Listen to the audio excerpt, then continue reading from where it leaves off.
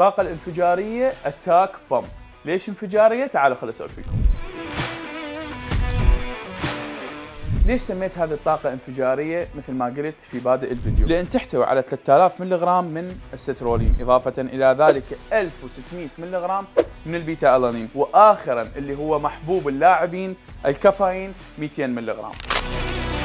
من خلال هذه المكونات اللي ذكرتها في بادئ الفيديو راح نقدر نحصل على قوة، استمرارية، أداء مثالي أثناء التمرين، حتى وإن كنت أنت تعبان، يومك متعب طويل، لكن من خلال هذه المكونات ومن خلال هذا المنتج راح نكون أبطال في داخل القاعة. هذا المنتج منتج الطاقة أو البري ورك أوت، هذا إذا لاعب بناء الأجسام، القوة البدنية، الرياضات الهوائية، الأشخاص اللي يريد تكون عنده طاقة ومطاولة أثناء وقت التمرين مالته، فأكيد هذا المنتج تمام. طريقة استخدام المنتج، الأغلب يعرفون طريقة الاستخدام، لكن أحب أنوه عن هذا الموضوع. مو تجي تاخذ السكوب قبل التمرين مالتك ب5 دقائق أو 10 دقائق، ما راح تحصل النتيجة اللي أنت تريدها.